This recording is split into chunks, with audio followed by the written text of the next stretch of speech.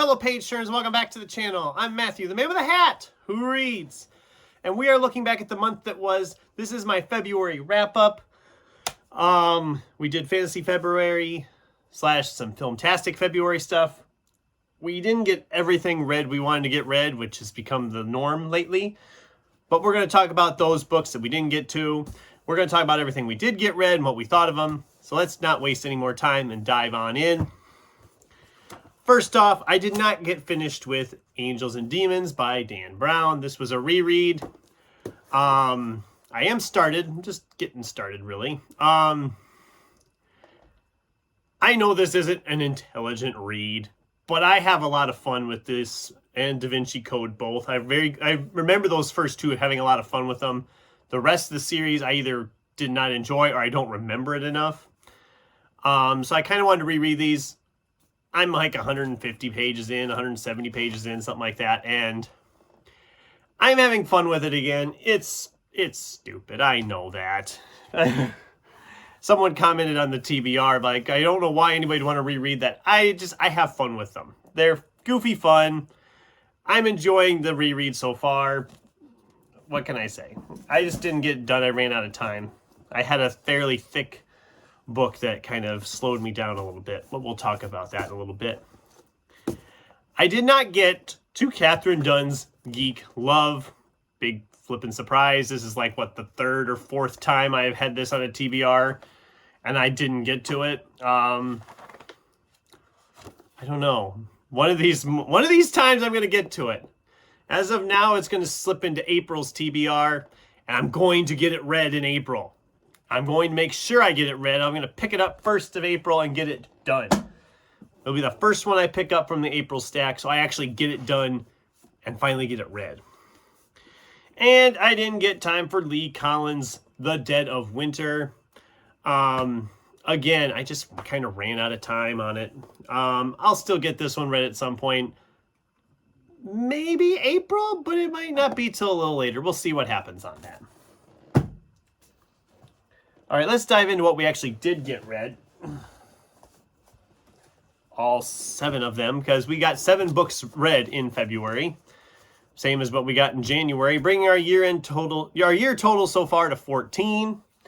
The year's just getting started. We have a long way to go, but I think we'll do okay. So, what did I get read? Well, this was a carryover from January. This is Juno Black's Twilight Falls, a Shady Hollow mystery.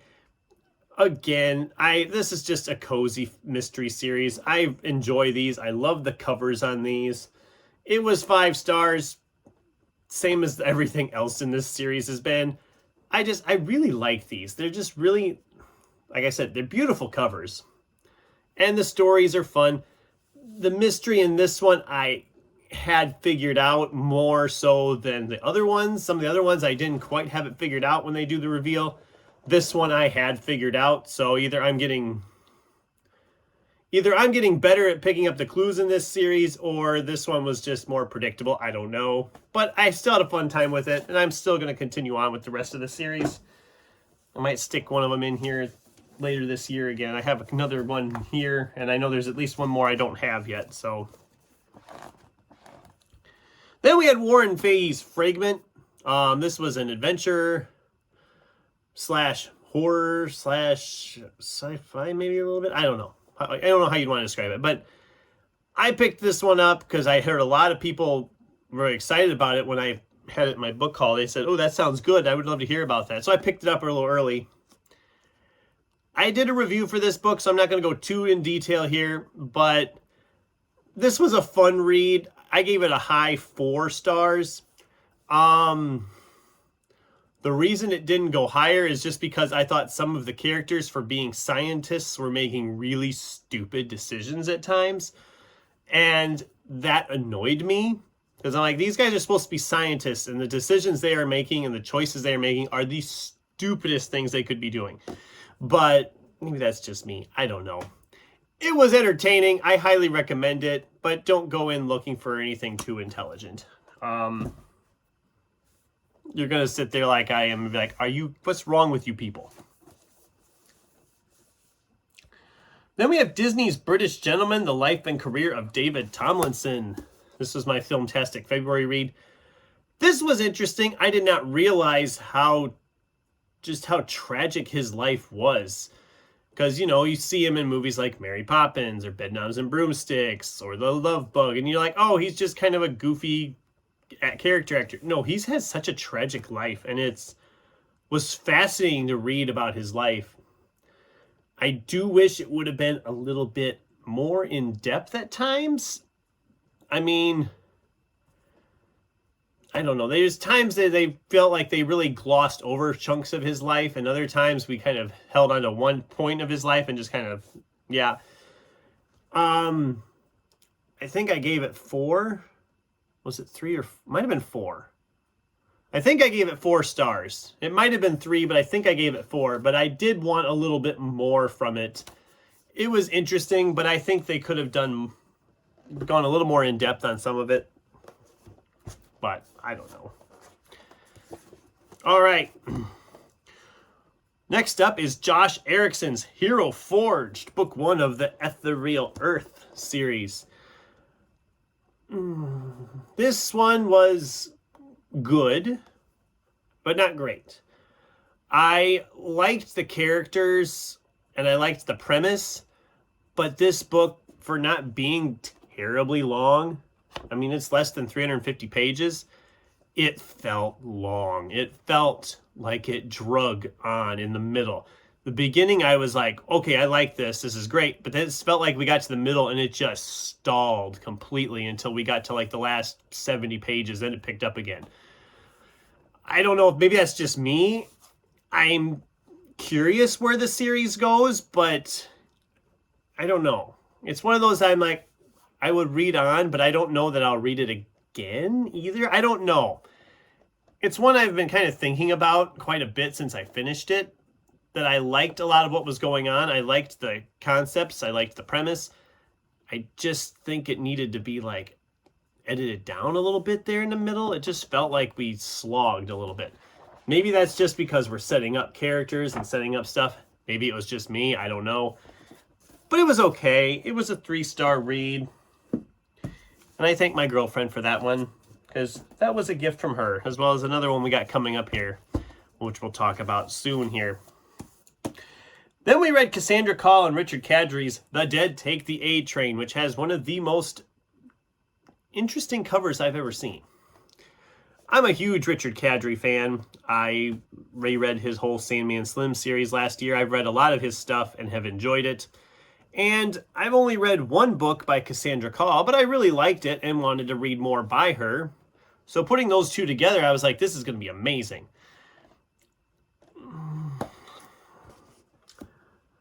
To me, it was not amazing. The characters were fine. I liked some of the premises of the stuff, but here again, this book just slogs in the middle. And we start introducing all these side characters that don't do anything. They're just there for a point of view chapter. And I hate when a book does that. I just hate it because it's like you're taking me away from the main characters we've been following to focus on this guy who's going to do one thing and that's it. And then we don't hear from him again. I hate when a book does that because it feels like you're just adding to the page count and wasting time. I also was not a fan of our, I guess you'd call him villain. I mean, he's kind of a antagonist to the main character, but he's not like an outright villain, at least not at first. But he is a complete tool, and I hate him. I wanted something bad to happen to that guy, and nothing, spoiler alert, nothing happened to that guy. And it sets up a second book that I've heard nothing about coming. This book was published 2023. Yeah, 2023. So we're 3 years out from this book coming out, and there's not even a whisper of a sequel.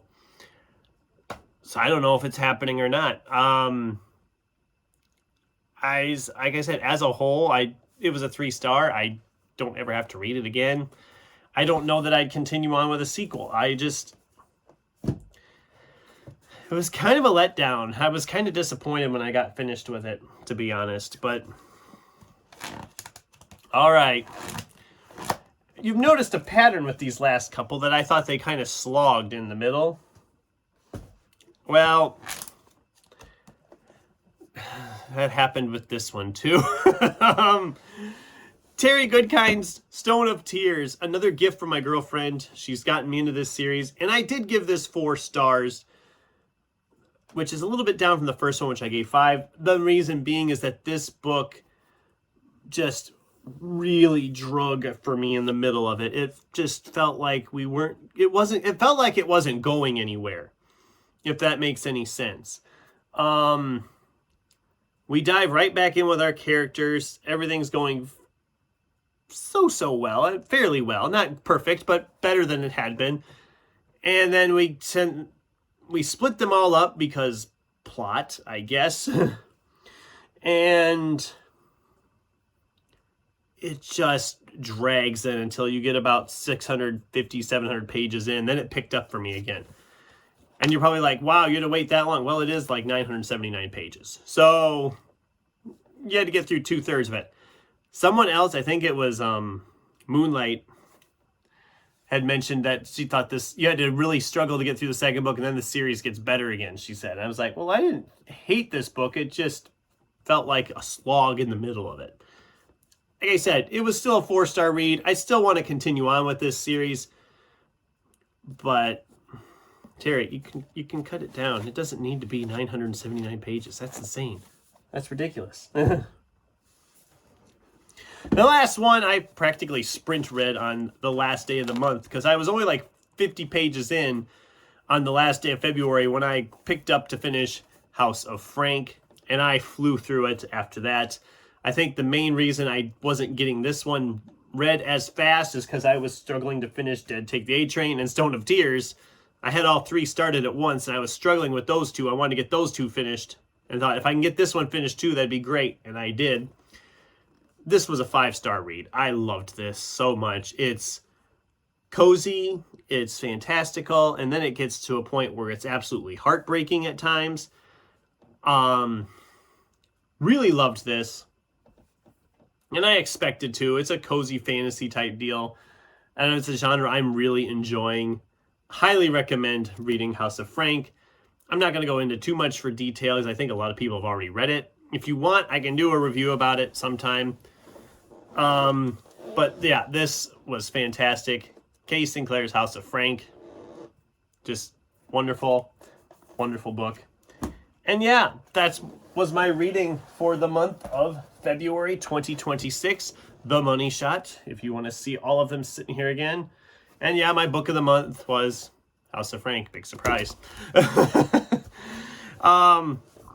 Overall, it was a decent reading month. I did get a good chunk of that TBR read, and I got the big chunky one out of the way, which was, I know a lot of people are doing March of the Mammoths right now, and some people had asked me if I was doing it. I said, no, I'm reading the Mammoth right now.